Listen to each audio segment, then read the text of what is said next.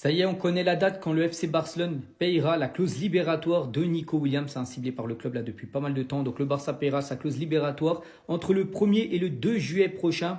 Et pourquoi les gars, le Barça va attendre jusqu'au mois de juillet pour lever la clause libératoire de Nico Williams. Donc le Barça reportera le paiement de la clause libératoire de Williams jusqu'en juillet afin qu'elle soit comptabilisée dans l'exercice de la saison prochaine. N'oubliez pas qu'une saison ça dure jusqu'au 30 juin. En gros, ce serait ça compte pour la saison en gros prochaine.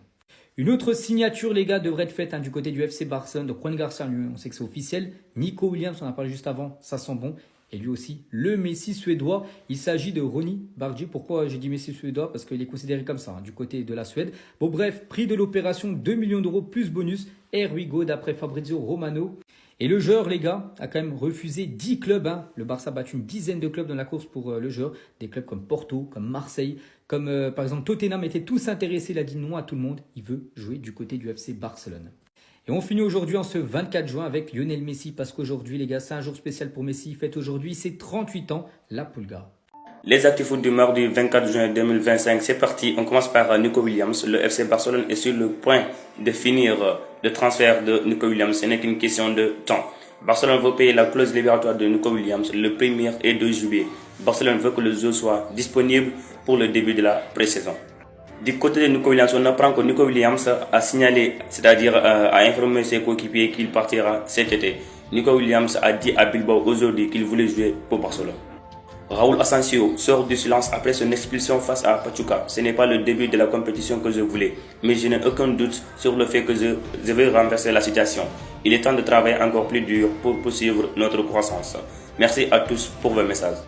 Quant à Federico Valverde, il sort aussi du silence pour soutenir Raúl Asensio. Tu nous as sauvés tant de fois et je sais que tu continueras à le faire. Vamos. C'est maintenant officiel et confirmé. Ansu Fati va rejoindre l'AS Monaco, mais en prêt. Ansu Fati a déjà dit à ses coéquipiers qu'il allait à Monaco. Bon vent, le prince. C'est ça que j'aime au FC Barcelone. Tous les jours, ça bouge. Regardez encore ce qu'on apprend.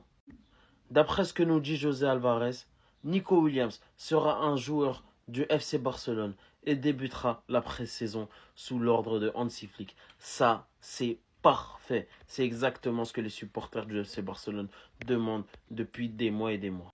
À savoir aussi que Nico Williams a pris la décision de jouer pour le FC Barcelone malgré le fort intérêt du FC Bayern. Il a choisi le FC Barcelone qui paiera sa clause en juillet. Donc la clause libératoire de Nico Williams sera levée en juillet.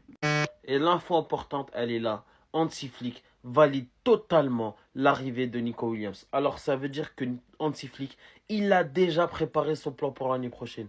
Et j'ai hâte de voir ça, les gars. Vraiment, j'ai hâte de voir ça. Nico Williams sous Hansi Flick, ça va être une folie. Fati en prêt à Monaco, je vous apprends rien. Mais les gars, peut-être que son destin avec le Barça n'est pas fini. Même Deco a fait des allusions particulières. Attendez, bougez pas, je vous explique. Il a déclaré avec son âge et sa carrière, Ansu Fati ne peut pas rester sans jouer. S'il part, ce sera en prêt. Il a 23 ans. Mais on parle de lui comme s'il en avait 30. Il a encore beaucoup à apprendre. Sachant que reste à voir si c'est confirmé par Fabrizio Romano. Ansu Fati va être prêté à Monaco. Le joueur renouvellera son contrat avec Barcelone jusqu'en 2028.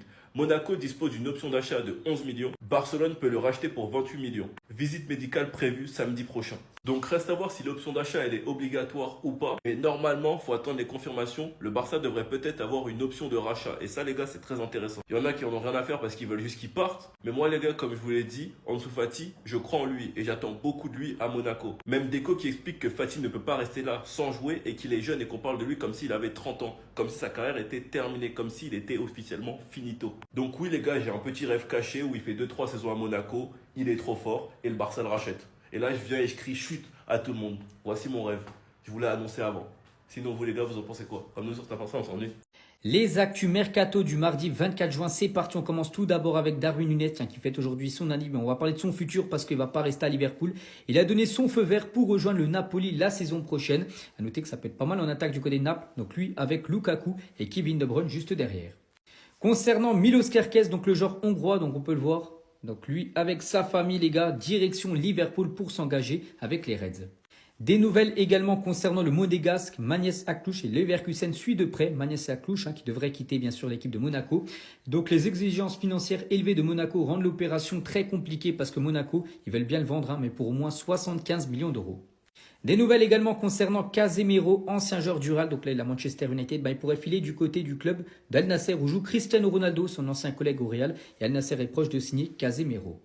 Et on finit aujourd'hui avec Ibrahima Konaté, défenseur français de Liverpool, il gèle sa prolongation à Liverpool, il a reçu une offre. Il a dit non, en gros, déçu par l'offre des Reds, le défenseur français a mis les discussions en pause. Le club de Liverpool craint un départ libre en 2026 l'année prochaine, à l'image de Trent Alexander-Arnold, qui a quitté le club là librement il y a quelques jours.